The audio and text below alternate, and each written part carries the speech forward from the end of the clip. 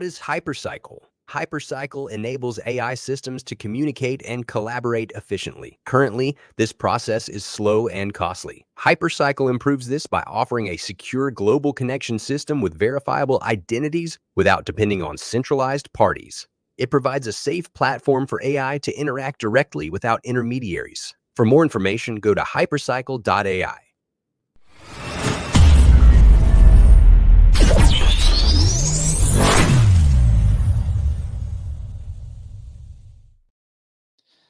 I am Nick Black. I am with Tufi Saliba. He is in another part of the world where it is dark out. Tufi, I'm in Hong Kong, brother. I have there's 3 meetings back to back tomorrow, and which ends with David and David, which you know, one of the Davids. And it's been extremely busy before that. A lot of people knew that we were in Seoul. We had on Friday, I got probably, before COVID, I used to speak in like 80 events per year. But I've never in the same day spoken 3 different events until last Friday. So we did announce the International Agency for Copyright, AI to AI. We started the day with me providing a keynote on where's AI heading. And I did say something that got a lot of scientists in the room, a lot of folks that they are engineers, to feel completely different about me. The scientists, they got extremely excited. The computer scientists, they knew exactly what I'm talking about. The physicists knew exactly what I'm talking about. The engineers, they thought this is a dream. Like, what are we talking about? Are we talking about dreams or whatnot? So one of the things that I talked about, we currently live in a time that we are 100% certain that we're returning the globe into global brain. No matter what anyone tells you, it's already going in that direction. Hypercycle proved that we can do it. A lot of people are going to follow, and I'm going to tell you who's following now, which is amazing. Okay, now if you were to think down the road, Nick, and I've had this conversation before Seoul. I was in Singapore, and I've had one of the panels was with the ambassador of Finland, and was with a gentleman with the name Phil, forget his name.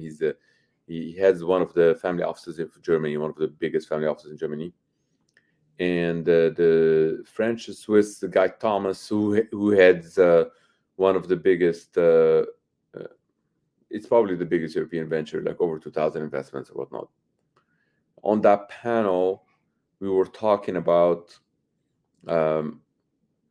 what would AI do if it's on its own, and how would AI be built to be better for humanity or whatnot. And when that video is available, I would like to share it with all the audience here, because it would be nice for them to see. Because there's certain things that the folks, they think they use their own, they project their own brain along with their learning about like the AI that existed a long time ago, to think that that is how AI is going to function in the future. Like, for example, when we talk about, if you get to, let's say, AGI, and you ask this AGI and say, hey, AGI, what does it take to get you to be 10 times better than it is today? AGI is artificial general intelligence. What the definition here of AGI, we're defining it that you have this machine that it's tiny bit smarter than any human that you can find. What does that mean? It's tiny bit smarter than all human combined. Because it's a machine. It's not like it doesn't really need time to switch between Bob and John. It is the same machine. Okay, so of course there are a lot of people that define AGI that it's like, oh, it's just artificial general intelligence, doesn't have to do anything with people. There's so many definitions. That's the definition that I'm using right here. If you ask this machine, you say, what does it get you 10 times smarter? It's going to come back and say 10 days, maybe 20 days, whatever that number is going to be. And it's going to say amount of money. It's going to say time and money. And let's say it says 10 days and $1 billion. What happens if you ask the exact same questions 10 days from now? What do you think it's going to say? more or less? Well, we live in a world of more. Right. But if you're going to ask this But machine, if in 10 days it's been 10 days, obviously it's achieved its right, it's goal. already 10 times smarter. Right. And you're going to tell, what does it take to get you to be 10 times smarter? So now it's a day. Probably. Yeah. Right. So almost everyone agrees that it's going to be less than 10 days, less than $1 billion, if that's the number, right? But then you get the folks that they are thinking from the perspective like, yeah, no, but then you get to Moore's law first. There's a certain amount of hardware that's not going to get smarter than that. I'm like, wait. You're thinking that we're still the innovators. No, we're talking about the thing that is already 10 times more intelligent than all of us combined. That thing is not going to wait for us to be the innovators. That thing, I pointed at the wall. I'm like, it could use this wall to be the computer. It could use the rock as a computer. Now, of course, they thought that this is like some crazy stuff happening, but fast forward to the event in Seoul, I decided to show folks what the future computer is going to look like. Well, if the entire world is going to be one global brain, how's that going to expand? So then I started by asking a question to the scientists in the room, and any physicists would probably know the answer to that, and chemists and whatnot. If right now you take a laser beam and throw it at the sun, will the sun react? And the answer is yes. Can you measure that reaction? The answer is no. If you were to have like an AI that is a lot smarter than us, can it measure that reaction? With 100% certainty, the answer is yes. Maybe not right away, maybe at some point, maybe it needs to evolve itself, but the answer is yes. Well, if you trigger something that the input and it gives you an output and you can measure that, and then you can start doing a lot of sophisticated things with that, could that lead to the point where you're looking for energy to run more computation, you turn the sun into a computer? And the answer is yes. Like following it doesn't go against any of the laws of physics, that thing that I've just said right now. So is it a crazy idea for us to comprehend? Of course. Can we do it? And the answer is no, we cannot. But can we have something that's a lot more intelligent than us do it? And the answer is yes. Will it do that? I don't know. Maybe it finds that this wall is a lot closer and it can do exactly what that sun is going to do. Maybe it goes down to the atoms, whatever it is. The point is that we don't really need to be thinking from our perspectives like, oh, we have certain amount of energy on planet Earth, certain amount of processors, certain whatnot. We're talking about we're getting to the point where we have this thing that is a lot more intelligent than all of us and it's capable to evolve, and it needs to depend on itself to evolve and not us. So it doesn't really care about how much evolution we've got. So anyway, so that's Friday. That's like the first talk that I've given, and after that we talked about the international agencies for copyright. We've announced the launch of that, and the third talk was about copywriter. Copywriter is also so one of the children that we've given birth from Hypercycle this year. This is a company that we're not only investing in. This is a company same as HyperPG, we're partnering, same as like Hyper Appliance. And Copywriter is that company that it's specifically from anyone who wants to get a copyright in the world of AI. You get the Copywriter software, and it gives you that. So that's like our baby. Now there's some elements that I'm sharing here, but and just to clarify, so Copywriter kind of supports the International Agency for Copyright for AI, right? Yes, because if you were to suggest that the International Agency for Copyright can exist, but somebody's going to be like, but how is it going to exist? Can some technology provide it with the ability to actually exist based on what you guys are describing? And the answer is yes. Well, many companies that can come in and play. Like it's not a win-lose equation. It's like there's more collaborative work than ever in this place, and I think it can provide it with anything that it needs. So if you have an AI that needs to get that copyright or the equivalent of what copyright is to the world of AI. So what does this solve is basically any copyright office that currently today it receives an application that is done by AI, they're already saying no. Well, instead of saying no, you say, go to these guys. It's off your back. Once you send it to the international agencies for copyright, then that agency can take it and it's not a local government agency. It's like an NGO. It can take and give you what you need as a human. This is what you need as a human. But what it actually does behind the scenes is it goes and it talks to somebody like copywriter, and it's able to enable that AI to get the protection that it needs, because AI doesn't need, nor it can get the same protection that we get human. We get protection that we feel like we can go to court, but not AI cannot go to court. What is it going to go to court for? Is it going to punish AI? It's a different world, different mechanism, but that's what copywriters specialize in. Tufi, will copywriter be running? Obviously they'll be running workloads across the Hypercycle compute ecosystem. Is that accurate? 100%. It uses Hypercycle the same way. If you think of like Mark Benioff runs the Salesforce on Oracle. Does he tell any of his customers, buy the software from me because I'm Oracle? Doesn't really say any of that. Just say, this is what the software does, just buy that. Precisely as Copywriter does. Doesn't really need to talk about Hypercycle. We don't even care whether it does or not. What we care about is that Copywriter becomes successful in providing authenticity to its clients. So yeah, that was a great launch. We, of course, like we toured a lot of the factories or whatnot, because we have a lot of different kind of machines to announce with the Hyper Appliance and some of the partnerships, some of the AI that's going to be onboarded on the ecosystem. So yeah, it's been a lot of fun week, but there is certain things that happened in the last few days that can give us phenomenal or give the world or a lot of our community members like phenomenal reassurance that we've been right all along. And it's effectively, if people were to look at some of my talks from 2015 or 2017 or 2018 or whatnot, and many people, they did talk about like Andrew Miller worked on he's a professor at Urbana-Champaign, Illinois. I think he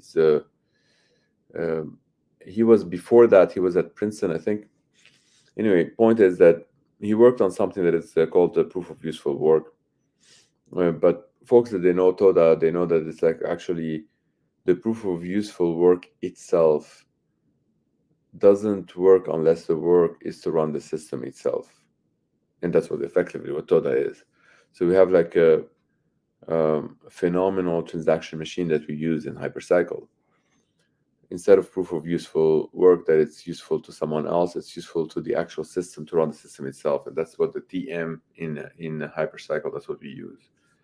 Now, when it comes to the entire Hypercycle, when it goes to AIM, the AIM machine needs to provide proof to the VM that it's done the work. Now, we've designed this a while back, and it's all in a tiny little component that is called the Hypercycle computation node. We should refer to it as the synapses of the global brain. Many people that they know HyperPG, for example, we started HyperPG with a partnership with folks that used to do Bitcoin mining, and they realized that they need to do AI computation. So for the longest time, we've been trying to tell folks that crypto mining, a lot of people can have different opinions on that, but the fact remains, whether people give you their opinion or not, the fact remains that crypto mining is simply guessing numbers. That's what those machines are doing. Okay? So that's a fact. Like they can tell you, oh, it's solving some complex whatever, it's guessing numbers. If they're telling you they're trying to do something magical, they're probably either lying to you or they don't understand it. The reality is just simply guessing numbers, okay? So if you think of like the machine that is actually guessing numbers, Does it build? Is it there to run like this to the eternity? Is this how it's supposed to evolve? Continue evolve like this to the eternity? Well, I mean, if you were to talk to the even like deep scientists, they would realize that everything is allowed to evolve except certain religions, that they get stuck into overpower certain thing, and sometimes those religions they're um, they're incentivized, or they're actually fueled by certain folks that are benefiting from you without letting you know. Like if somebody, all they care about is selling you that hardware that's making that thing or whatnot, that somebody doesn't really care what is going to drive more sales. They just want more sales and they want it. So if they feel like there's a bunch of religious people going in that direction, that's great. So,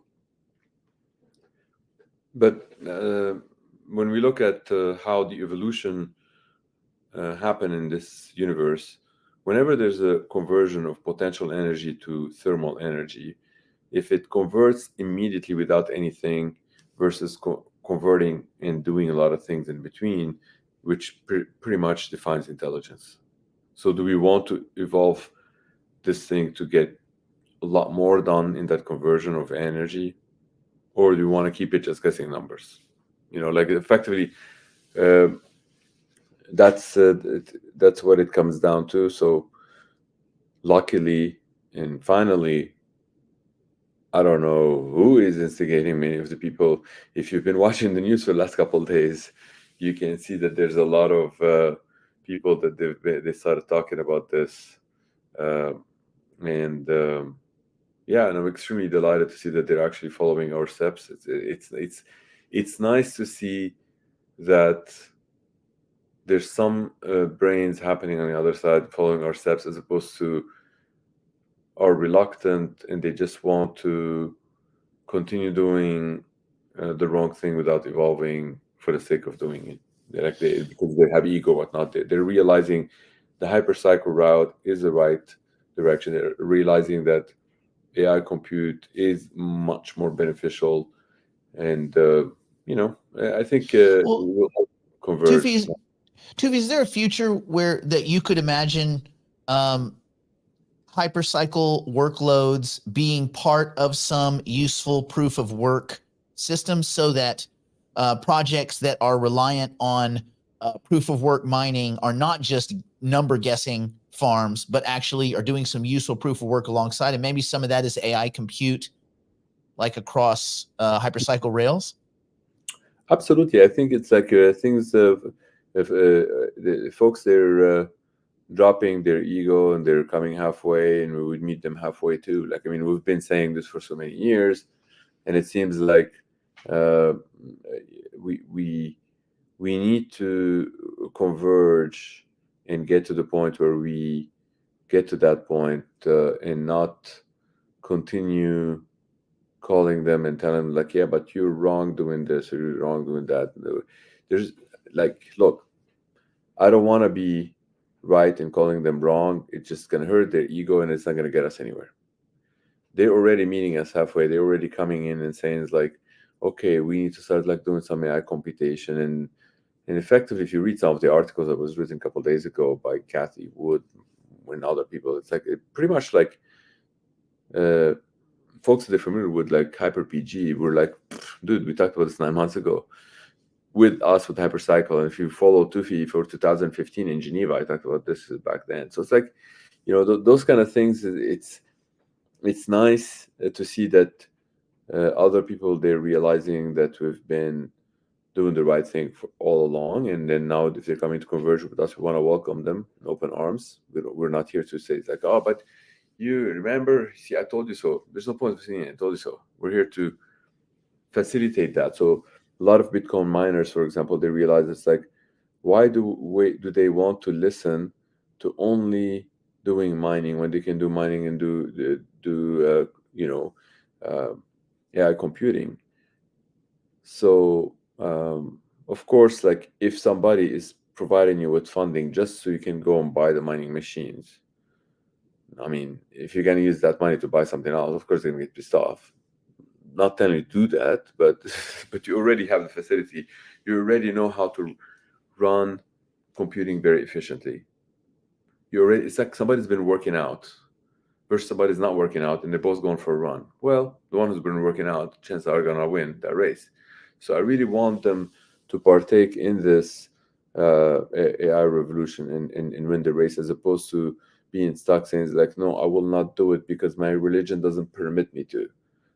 You know, Don't you think, Tufi, don't you think they'll get pushed into it? Like, if you kind of propagate this out game theoretically, let's say 2 years out, aren't yeah, the companies, the teams, and the protocols that go ahead and look at this idea of useful proof of work, if proof right, of work is the game they're playing, and they say, we could do this and that, it's not one or the other, don't you think right, they would have kind of a tactical advantage over the other projects? right. So many of the actual current miners, they are already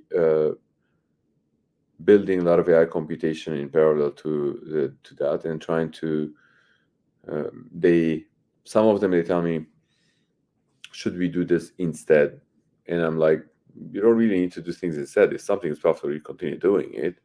If you think it's not, then you don't have to do it. But I don't want to get somebody to only sell cucumber. Well, look, I mean, you can sell cucumber and lettuce and tomato, and AI can come in all different flavor, and the people can make salads. Like, why you only want to sell cucumber? So it's like, if that's the business that you're in, you want to run computation, you can do all of these computations. So I think people are coming into terms with that, and they're realizing that they can hedge their risk. They don't have to do just like mining. And over time, I think they will have a lot more benefit, because when they see, it's like, we've proven already that if you were to run AI computation on Amazon without Hypercycle versus running on Amazon with Hypercycle, remember, we're not replacing Amazon, then you're able to have something that's a lot more profitable if you're the CEO. And if you are the CTO, you have something that can get smarter every second. So now, if an engineer just heard what I just said, they get stuck to how. Let's stick with the what for now, and we can get to the how and spend a lot of fun with that. But it's effectively, that's what Hypercycle provides. So these guys, it can be phenomenal partners for us. So that's why, like, I want us to all welcome them in open arms. Like, if you hear somebody's like trying to do AI computation because they think it's like, okay, well, I forgot the title. They call it like Bitcoin and AI, whatnot. Welcome them. Don't push them away. We need to look. We need to either believe that we can get this AI to be safe for everyone, or not. If it's not, then people are gonna start joining that movement of like, oh, slow down the AI progress or whatnot. Please don't do that. This is not like, anyone who's gonna start slowing the AI progress, they're just going to end up a bunch of good guys slowing it down, but the bad ones are gonna continue to accelerate. So don't do that. Let's continue fast. It's already going. Let's continue going as fast as we can, because we really need to get to the benevolent AI, and the only way we can get there is to get as fast as possible, so we can have a global brain. Not a single entity can control the global brain. So yeah, it's such a great week, Nick. I mean, I can't. Of course, a lot of people that they're looking into the Wednesday 11:55 come out and all that. Like, we already got the audit on that, and guys are working on the guide. I think they will push it out to everyone, and we'll send the link across with the guide of how to use it. And I think this is going to be super revolutionary, because everybody who's holding on to the HYPC and the holding on to license and marrying those two, they're going to start seeing like the benefit of both like the actual wealth creation and the rev share. So yeah, I mean, if you hear somebody's like moving their things to AI, that could be your baby that's going to power one entire computing center, or just like part of it. It's just a phenomenal week to see that happening. And just so just so that everybody knows, we do understand that the second that the 1155 comes out, everybody's not going to know the second that it happens. We're not going to just kill everyone's tilling that moment. Like, there will be a grace period for people to marry their tokens and point them. It's not over. You missed it by an hour, all your tilling is gone. That's not what we're doing. We want a graceful transition. 100%.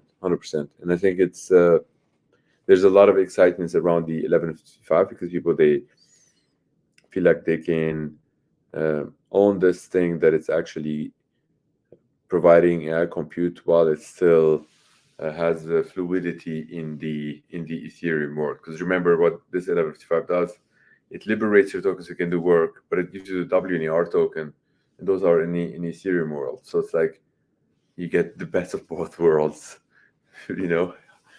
Yeah.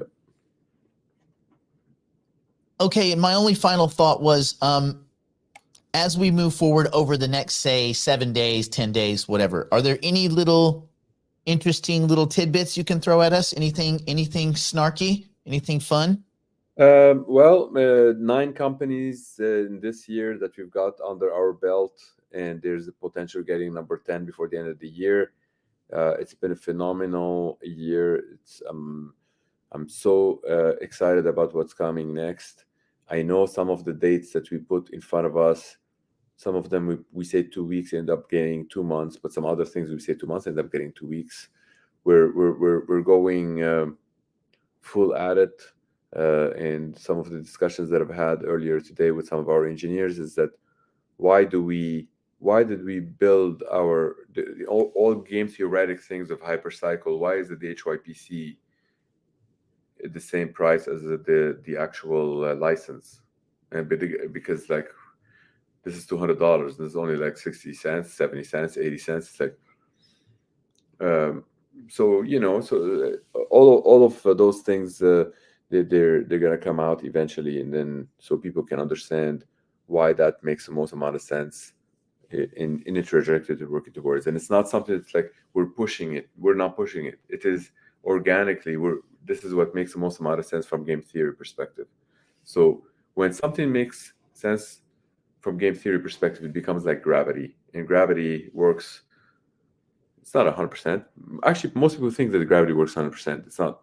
It's actually, even gravity is still it goes at 99.9999999%. But it's kind of work like gravity. Math is phenomenal. So that's effectively what we're working towards. We just have to continue working and execute properly, and then we'll get there. So. Well, awesome, Tufi. Thank you again for your time. We look forward to doing this again soon, as we ramp up towards compute phase. Yes, looking forward to it. Take care. Thank you, and we'll see you and everyone else on the next one. Take care.